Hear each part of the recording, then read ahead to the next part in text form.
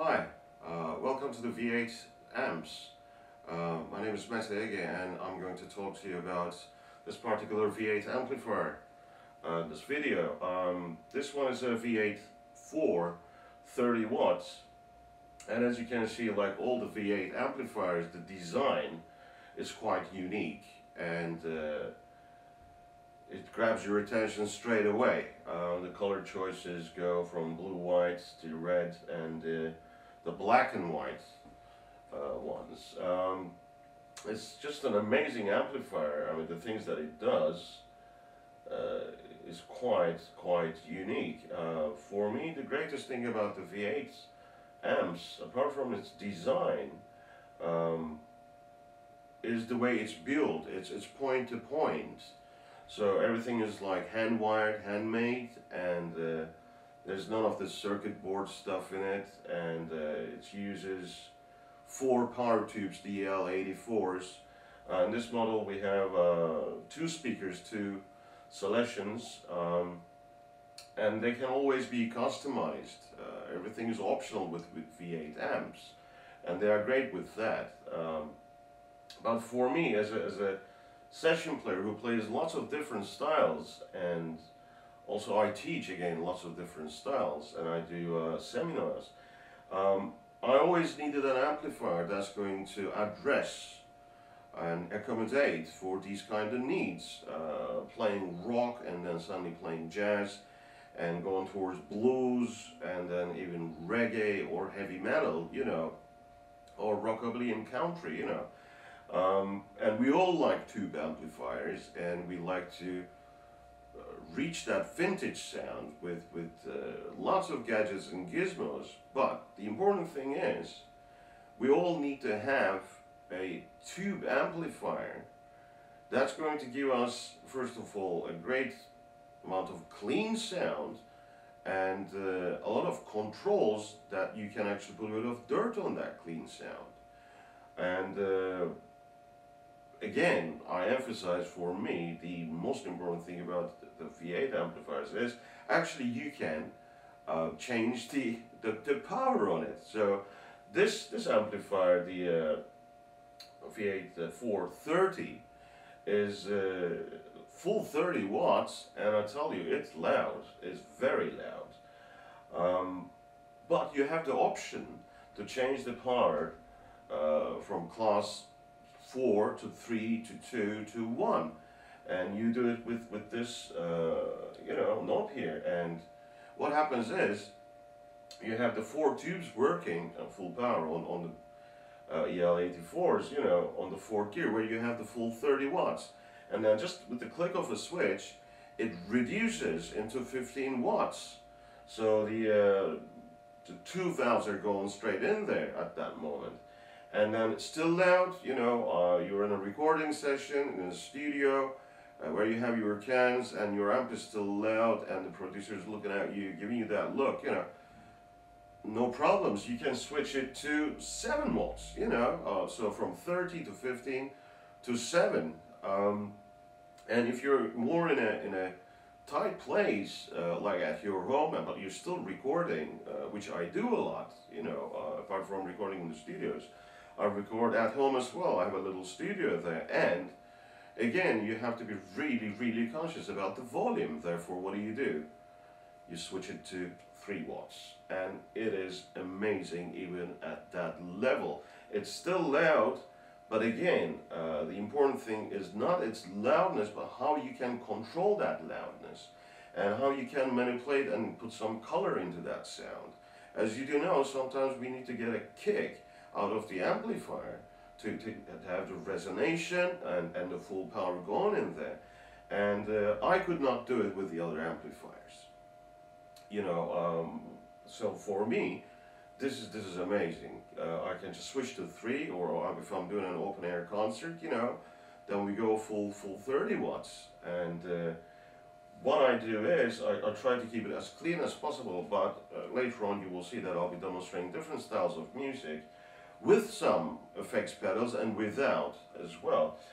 We have the drive and we have the boost, which works like the the gain against the master in that sense, but not in your usual way, because it is very delicately made, and you know, the colors that you get out of these little dials, I mean, they can easily stay as your trademarks.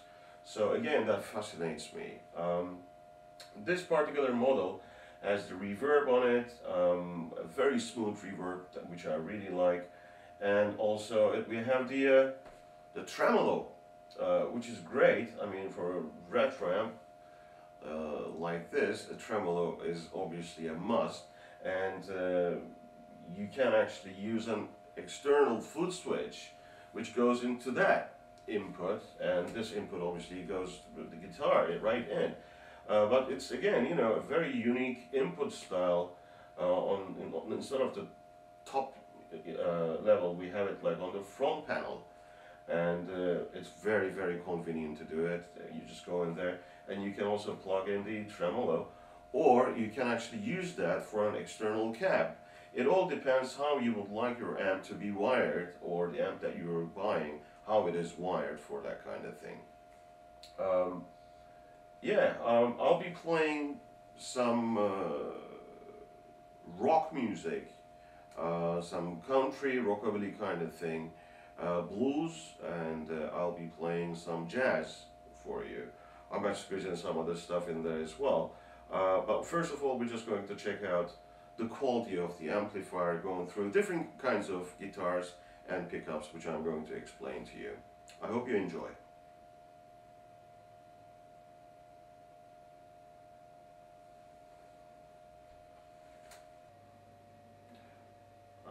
This song is very 80s rock kind of thing, 80s, 90s rock. I'm using a J. Chapman Strat with Lindy Frelins on the vintage hats on the neck, on the middle, and I'm mostly using the JB Junior, Seymour Duncan JB Junior on the bridge, and I'm using a delay, a chorus, and a rack distortion to get that kind of sound.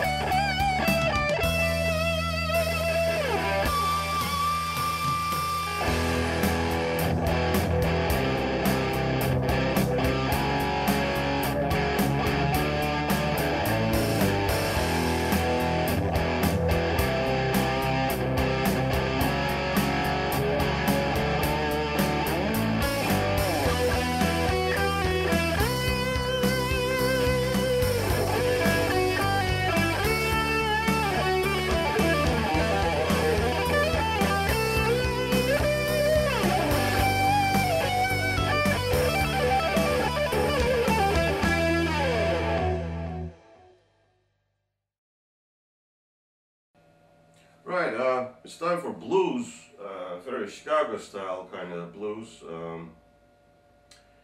I'm using a Strat again, but this time I have a Linda Frelin Strat on the bridge, but I'll be mainly using the standard Fender noiseless pickups on the neck and in the middle to get that fat sound out of it. And also I changed the settings a bit on the amplifier. Now I turned the drive say up to, if it's 1 to 10, it's around 7. Actually, you know what, I'm going to push it towards 8 a bit more. I'm still on gear number 1, which is I'm still playing on the 3 watts. I push the highs a bit more on this setting to get that extra attack and bite. And you'll notice it actually when I push a bit more, you can hear the compression kicking in, you know, and the volume isn't that loud, really. I mean, loud enough for the studio, but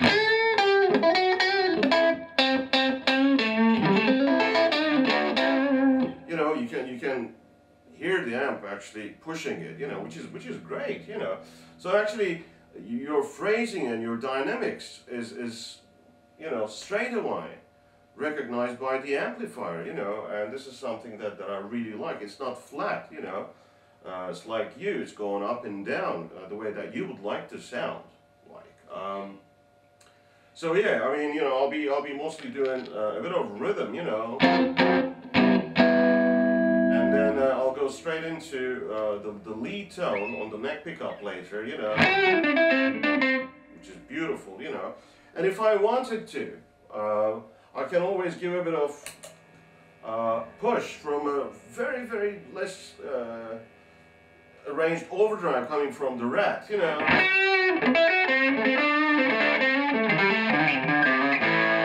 You know, just to push it up a bit, you know, but we'll see how it sounds, right?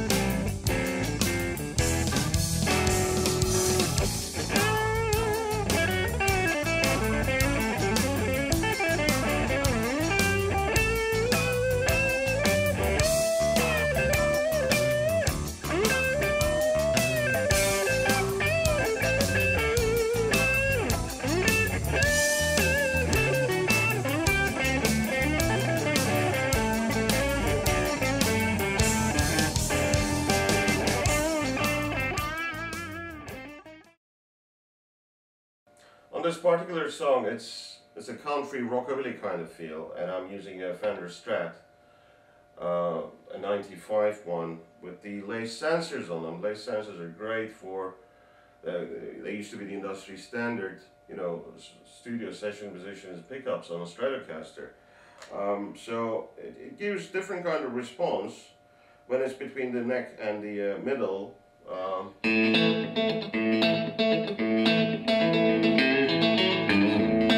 You know, pretty fat and, you know, straight right in there, you know. And also I'm using a slap delay to get that rockabilly, that country feel.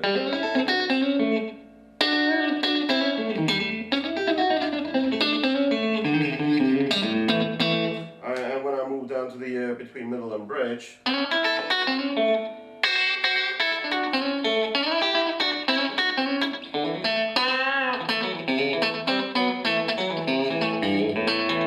again, you know, great response when I push the attack to slap, the amp responds straight away, you know.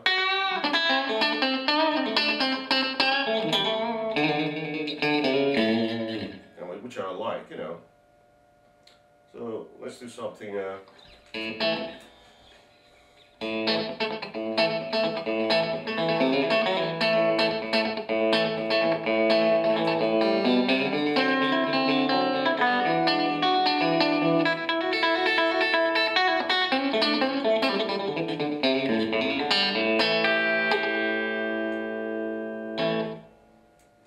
Excellent sound. Okay, it's inevitable with an amp like that, with all the tremolo options that you have, we have to play some bottleneck slide. I'm just using an Ozark, you know, straight resonator guitar. The pickups are nothing fancy. It's just straight from here, going into the amp really, and I push the depth all the way up, and the speed is about say 10 o'clock at the moment. A beautiful sound. Here we go.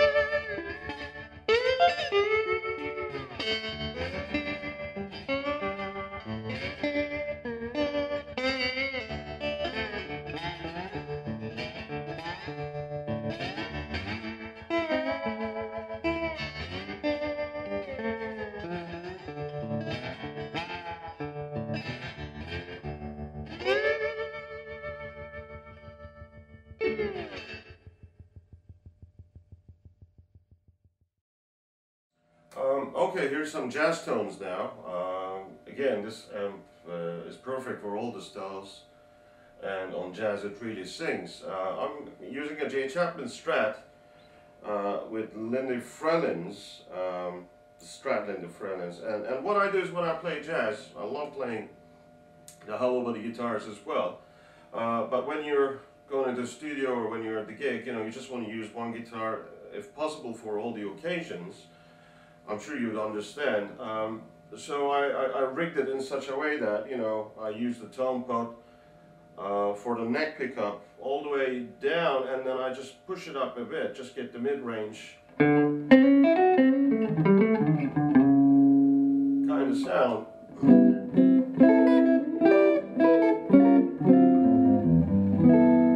And on the amp, all the EQ is flat. Everything is just looking at 12 o'clock, and I'm pushing a bit more on the reverb because I like the smooth reverb on a jazz song. And there are no pedals, nothing. It's straight from guitar into the amp, and I love this, you know.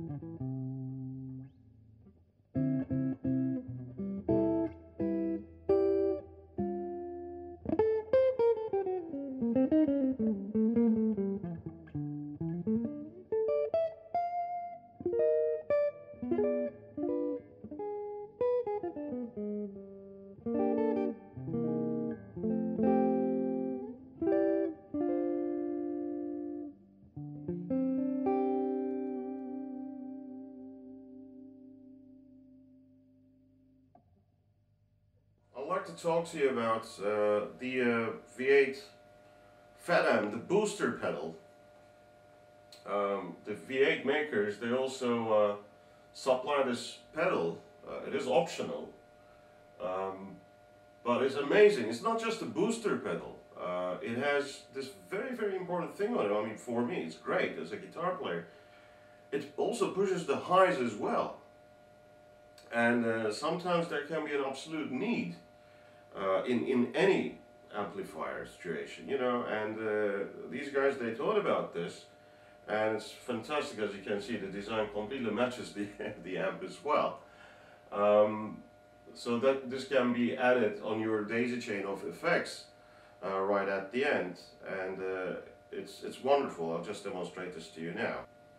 Right, the booster pedal has the gas, which is the V8 language. It means power and volume. And then we have the high, obviously standing for the high frequency. Now here's again, all the EQ's flat here, and there isn't much drive on it, and there is no boost at all. I'm just going to strum a chord, and then click on the booster. On the booster, I arranged it in such a way that it's not going to boost the volume up, but actually it's going to push the highs up, right? Here we go. It's amazing. The difference it makes is just wonderful. And if I wanted to push on the volume side as well, which is the gas on the V8 language,